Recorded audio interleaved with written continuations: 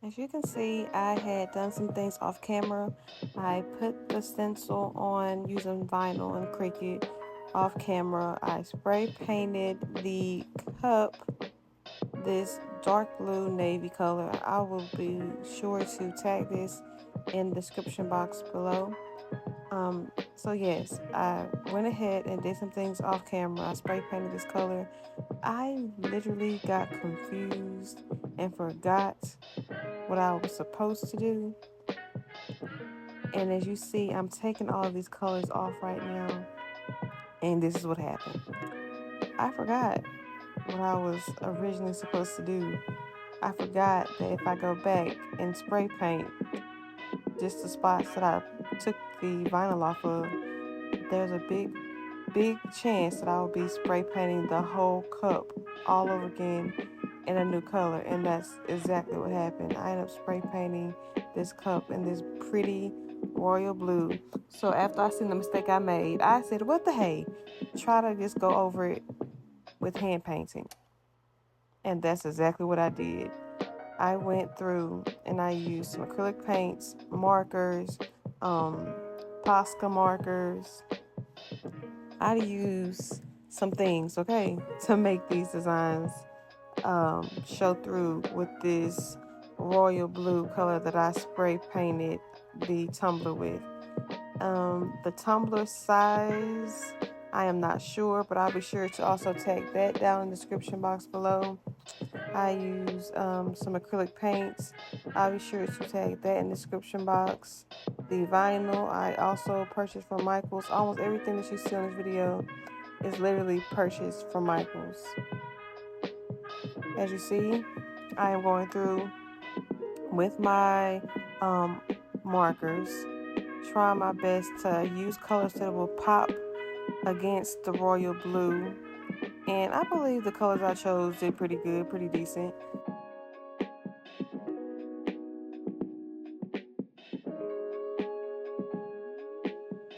As you see, I colored in like the metal pieces of the cup, and to be honest, I could have left them bare. The metal itself was a good contrast against the royal blue color that I did have on the tumbler, but it's still okay. It's still a nice cup.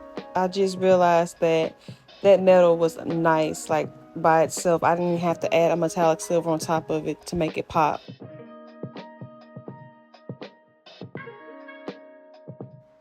And this is when I knew I messed up. So I had to go back and get me some rubbing alcohol. And I went back through and wiped as much of that white Posca marker off of the tumbler and all the other areas because it bled over. So I added my white, went back through and added more blue.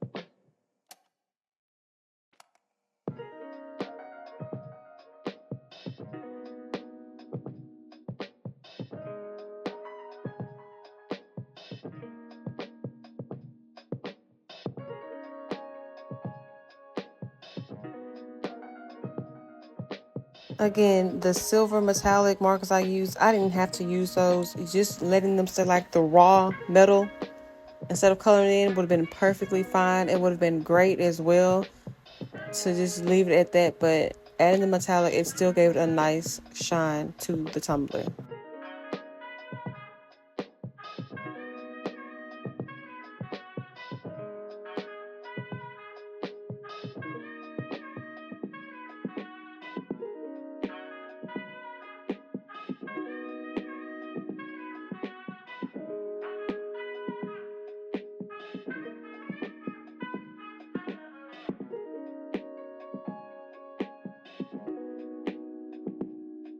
So after wiping up excess paint, I went through with my small brush and also used a little mini brush to wipe off areas.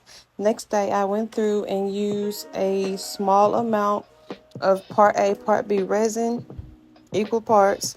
I believe the amount I used for this was what, maybe maybe 13, 15, point 12, point 13 fluid ounces. And I let that rotate on the spinner all day.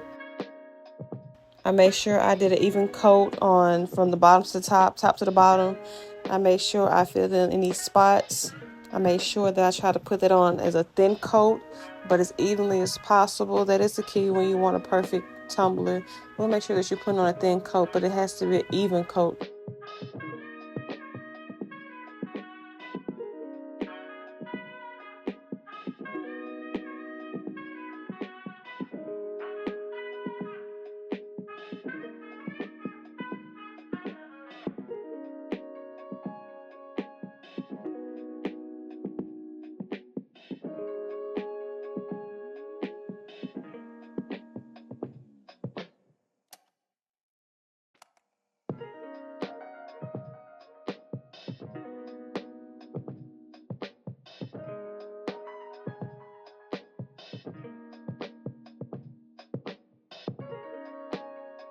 I also forgot to record me doing the design on Cricut, but I did a design for this tumbler for my husband. I also made sure I asked him, like, I wanted him to, have some type of say of what the font would be. And he picked this font, and I picked the colors. And I thought that the green would be like a great pop of color as a contrast to all the different hues of blues that I use. And I think it did pretty good. I think it went pretty well with the colors that I worked with. And again, this is a camo inspired tumbler, a hand painted tumbler at that. But I enjoyed the process. It was not a short process, but I enjoyed it because I get to learn from my mistakes. But also, I also made sure I went through each time I ran the resin on. I made sure I went back through and sanded the tumbler off camera, as you see. But this is sanded. I sanded the tumbler before I added the vinyl to the surface.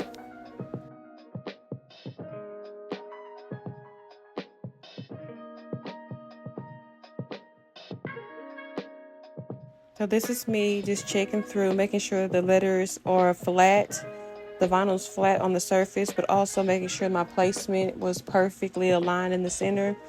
I wanted to check that because I want it to be even. I want it to be centered before I went and added the last coat of resin on top. And this is me adding the resin on top of the vinyl for its last pass. I made sure the thin coat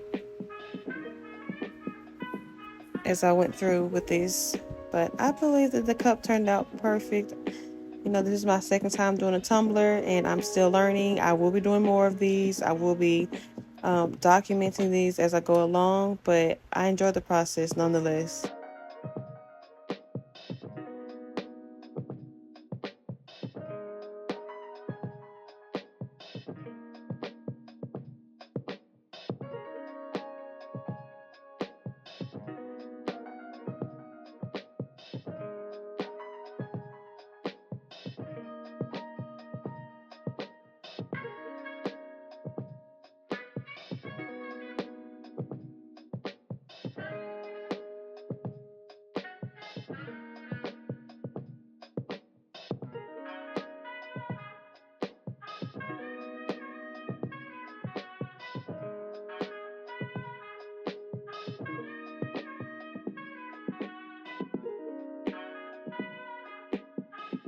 And here's the final look of the cup, the tumbler.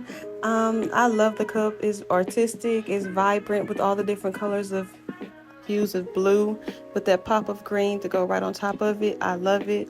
I left a scripture on the bottom of the tumbler as well for my husband just to be reminded of. But I hope you like it. Don't forget to like, don't forget to comment, and don't forget to subscribe.